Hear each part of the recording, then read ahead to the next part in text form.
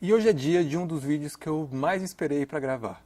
É um dos vídeos que eu mais quis e que, de fato, eu fui rever o filme para pegar todos os detalhes, para trazer para você o máximo de informação que eu consegui. O vídeo de hoje é sobre o filme Viva a Vida é uma Festa. É um filme que, não sei se foi a intenção da pessoa que produziu, mas que tem muitas referências que a gente consegue perceber na constelação familiar sistêmica. E o filme já começa com uma coisa muito importante. Começa com o Miguel, que é o personagem principal, narrando a seguinte frase. Tem horas que me sinto castigado por uma coisa que aconteceu antes mesmo de eu nascer. E como que a gente vê esse padrão nas constelações familiares? Não sei se você já viu em um dos meus vídeos onde eu falo da primeira lei da constelação familiar, é a lei do pertencimento. Que todos nós temos direito a pertencer a nossas famílias. O que acontece quando alguém é excluído da nossa família? Essa energia de exclusão, ela quer aparecer no sistema. Ela precisa ser representada por alguém. E muitas vezes essa representação vem em alguém que vem depois. Que no caso do Miguel é a representação da energia do seu tataravô.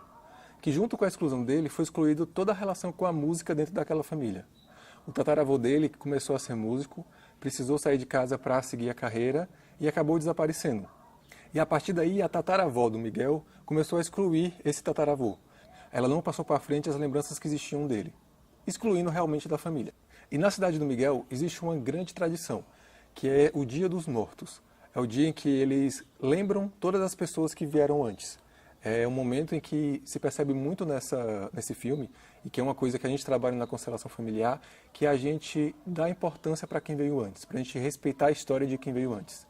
E o que acontece no Dia dos Mortos? Eles colocam as fotos das pessoas que vieram antes e colocam coisas que essas pessoas gostavam quando estavam vivas. E no Dia dos Mortos também tem uma grande festa na praça, que é onde se juntam vários músicos e a cidade inteira se encontra para cantar e confraternizar esse Dia dos Mortos. E uma parte particular que me chamou muita atenção é um momento em que o Miguel está lá na praça e está engraxando o sapato de um mariachi, que são aqueles mexicanos que vivem com violão cantando pra gente. E o Miguel começa a desabafar com o mariachi, ele começa a contar a história dele, que ele gosta muito da música, mas a música é excluída dentro da família dele.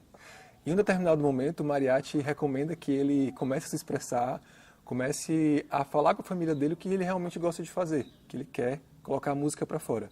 Só que nesse momento, quando o Miguel se permite pegar o violão, a avó dele chega e começa a guerrear com o mariachi como se ele estivesse ensinando coisas extremamente erradas para o Miguel. Miguel! Abuelita! Não acredito nisso! Não se meta com meu neto! Dona, para! Eu só queria engraxar. Não venha com truques, mariachi! O que ele te falou? Ele só mostrou o violão. Abusado! Meu neto! Lindo, se lindo, lindo, querido cielito! E ele não precisa da sua música, mariachi! Então chispa daqui agora! E o que a gente percebe daí? Como o que é certo e o que é errado é construído através da cultura da nossa família. Algumas vezes é importante a gente se perguntar por que certas coisas a gente não pode fazer.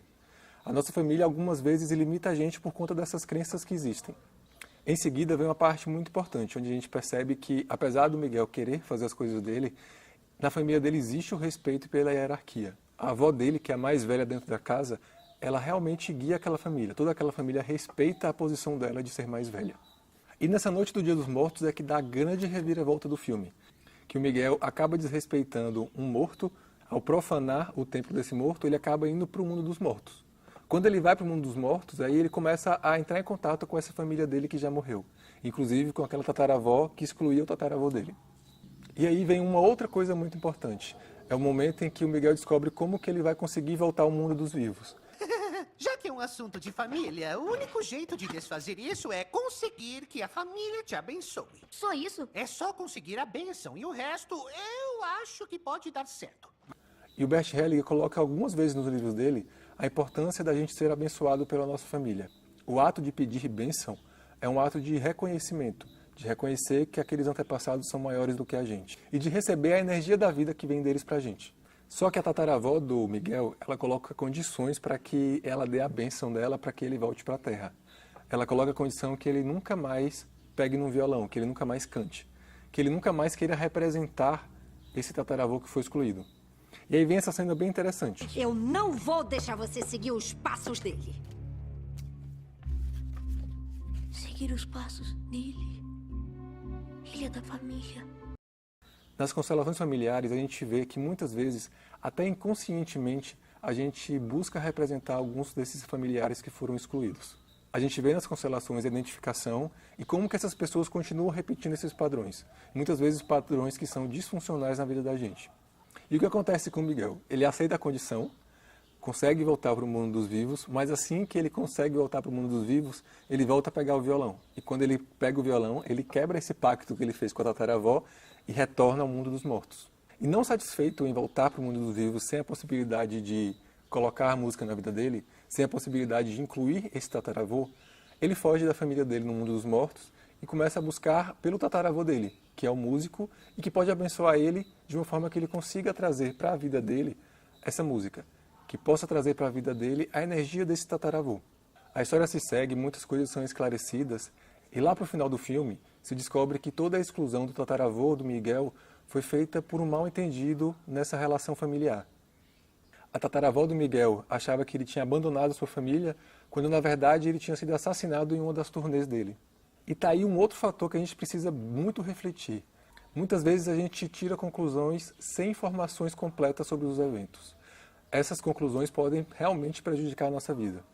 Então, quanto mais a gente for atrás da verdade, entender realmente o que está acontecendo, mais fácil a gente vai acertar na vida. Então, cuidado para você não tirar conclusões com informações incompletas. Informações incompletas talvez te levem a conclusões erradas, que vão prejudicar a sua vida. E por fim, depois de tudo ser esclarecido, a tataravó do Miguel permite que ele inclua o seu tataravô. Ela dessa vez vai dar a bênção para ele com uma única condição. Miguel, eu te dou a minha bênção. Com a condição de pôr as nossas fotos e de nunca Tocar música de novo. esquecer o amor que sua família sente. De todo o amor que existe em todos os seus antepassados. Todo esse amor que traz a vida dele. E depois de toda essa inclusão do tataravô do Miguel, a gente pode ter o final do filme, onde você percebe toda a alegria e toda a felicidade de uma família onde todas as pessoas estão incluídas, onde todas as pessoas têm o direito de pertencer e estão no seu lugar. A partir do momento que a gente inclui todas as pessoas que existem na nossa família dentro da gente, a partir do momento em que a gente reconhece quem são os maiores e reconhece o seu lugar dentro do nosso sistema, a nossa família ganha mais equilíbrio. A gente consegue permanecer com maior alegria e com maior felicidade. E eu vou deixar aqui para vocês a última cena desse filme, que é o momento onde você percebe toda a confraternização de toda a família do Miguel, com muita alegria e com muito amor.